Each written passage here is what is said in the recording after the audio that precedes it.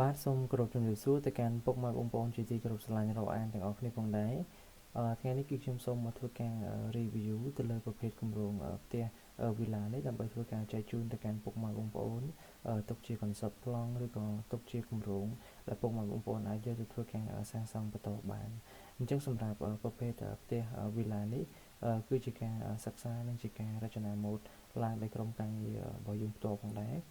ហើយសម្រាប់ផ្ទះនេះផងដែរគឺយើងជាគម្រោងដែលយើងបានធ្វើការសិក្សាប្លង់ឲ្យទៅខាងម្ចាស់គម្រោងប៉ុន្តែថ្ងៃនេះគឺខ្ញុំសូមមកធ្វើការ review ទៅលើប្រភេទគម្រោងផ្ទះនេះផ្ទាល់ផងដែរអញ្ចឹងសម្រាប់ប្រភេទផ្ទះ villa នេះគឺមានទំហំ9.2 ម៉ែត្រគុណជាមួយនឹង13 ម៉ែត្រដែលយើងនិយាយថាសាច់ផ្ទះទេហើយសម្រាប់សាច់វេរ៉ង់ដាហក់ចេញមកខាងក្រៅនេះគឺ3 ម៉ែត្រកន្លះអញ្ចឹងសម្រាប់ផ្ទះនេះគឺមាន3បន្ទប់គេងនៅផ្នែកខាងជាន់ទី1ហ្នឹងមាន2បន្ទប់គេងហើយនិងបន្ទប់គេងនៅផ្នែកជាន់ផ្ទាល់ដីហ្នឹងមាន1បន្ទប់គេងហើយនឹងកន្លែងទទួលភ្ញៀវ1បន្ទប់ទឹកចំនួន4ផ្ទះបាយចំនួន1អញ្ចឹងសម្រាប់ពុកម៉ែបងប្អូនដែលមានតម្រូវការក្នុងការសិក្សាម៉ូដប្លង់ពុកម៉ែបងប្អូនអាចធ្វើការទំនាក់ទំនងមកខាងក្រុមការងារយើងខ្ញុំបានតាមរយៈលេខទូរស័ព្ទនៅខាងលើវីដេអូនេះផ្ទាល់ក៏បានឬក៏តាមរយៈ link Telegram នៅខាងក្រោមនេះក៏បានដែរ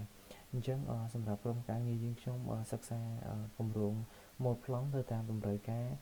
របស់ពុកម៉ែបងប្អូនដែលពុកម៉ែបងប្អូនចង់បាននិងជាក្តីសម័យរបស់ពុកម៉ែបងប្អូនផ្ទាល់ផងដែរអញ្ចឹងប្រភេទផ្ទះនេះគឺមានប៉ុណ្ណឹងដែលខ្ញុំបានធ្វើការបង្វិលមកជុំទៅលើរូបរាងផ្នែក exterior ជូនទៅកាន់ពុកម៉ែបងប្អូនទាំងអស់គ្នាប៉ុណ្ណោះពាក់ព័ន្ធជាមួយនឹងគម្រោង concept ផ្នែកខាងក្នុងគឺយើងអាចបានធ្វើការលើកយកមកបង្ហាញទេពីព្រោះវាគឺជាគម្រោងនិងជាទីតាំងផ្ទាល់នៃបន្ទប់របស់ម្ចាស់ផ្ទះអញ្ចឹងផ្ទះនេះគឺពុកម៉ែបងប្អូនអាចយកទៅធ្វើការសិក្សាសាងសង់បន្តបានបើសិនជាពុកម៉ែបងប្អូនចង់បាននៅ concept mode ប្លង់នេះពេញទៅលើគំនូសប្លង់ 3D គំនូសប្លង់ 2D ហើយនិងការងារប្លង់លម្អិត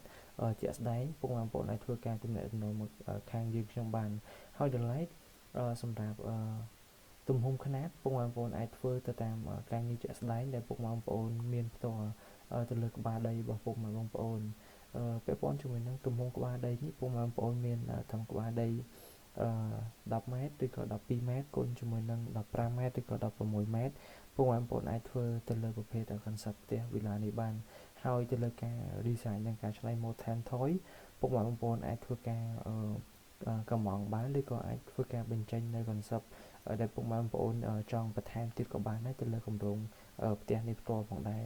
អញ្ចឹងសម្រាប់ខ្ញុំគឺជាអត់មានអីច្រើនទេទៅលើវីដេអូមួយនេះគឺខ្ញុំសូមបញ្ចប់វីដេអូនេះត្រឹមតែប៉ុណ្ណេះហើយក៏សូមអរគុណច្រើនពុកម៉ែបងប្អូនទាំងអស់គ្នាផ្ទាល់ផងដែរ